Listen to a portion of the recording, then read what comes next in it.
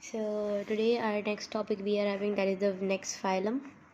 Okay, as you guys all in the previous video discussed about the cnidarians. Now we will discuss about the phylum platyhelminthes. Okay, platyhelminthes. What is platyhelminthes? These are basically the flatworm. So today we will discuss about the flatworm.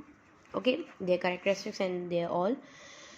So if we talk about the general characteristics of the platyhelminths, they are the flatworms or free living.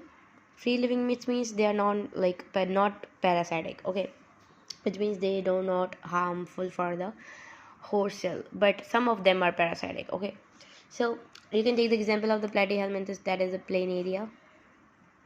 Okay, planaria or parasite. Okay, or you can say that is the tapeworm.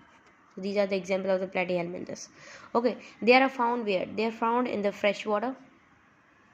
They found in the fresh water and marine water, as well as they are present in the animal guts too. Animal guts too, like in the liver. Okay, if we talk about there, so their body is very soft. Okay, and they're triploblastic, which means they consist of three layers: endoderm, ectoderm, and the mesoderm. Both three layers. Triploblastic, which means they consist of their body consists of three layers. Okay, and they are bilateral, which means if we cut, for example, this is a flatworm. If we cut, so they will be having the half, which means they are having the bilateral symmetry. Okay, their body is bilateral symmetry. Okay, and they are acoelomatic. The acoelomatic, which means that their coelom or cavity is absent. Okay, if the cavity is absent, so there is space in their body that is filled with the mesenchyme tissues. Mesenchyme tissues. Okay, and for example, this is the worm. Okay, and they are having the eye spot too. This is the eye spot.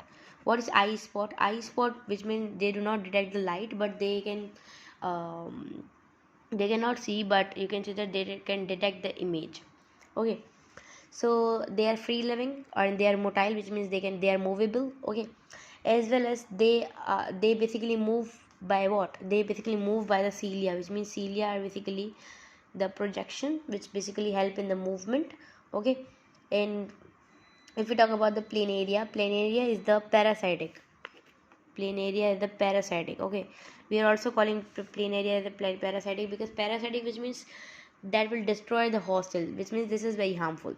Okay, so if we talk about the planaria, so they have their reproduction system, they take place by the both asexual and sexual. Okay, both. Okay, and you can say that they yeah, one more thing, they do their eye spot. Sorry, I have tell you guys wrong, that eye spot basically used for detecting the light.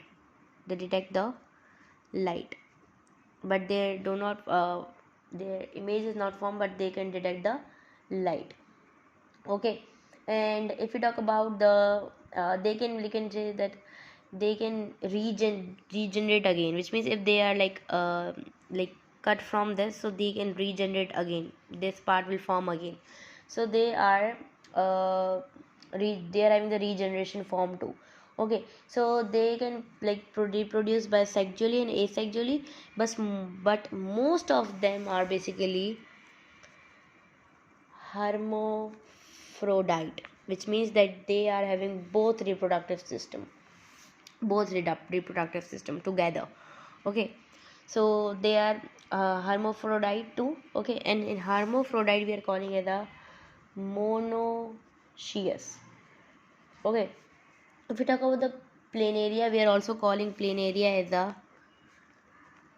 digacia. Okay, and tapeworm as a taenia too. Okay, and if we talk about their you can say that their system. Okay, evolutionary adaptation. So if we talk about the digestion, so their digestive system is basically incomplete. Okay, they are having the gastrovascular, which means like they are having the one opening. they are lack of the anus, they are having the one opening. They eat from the mouth and they excrete from the mouth, which means they are having only one opening, which is mouth. Okay, and they are having the digestive system like in the gastrovascular type.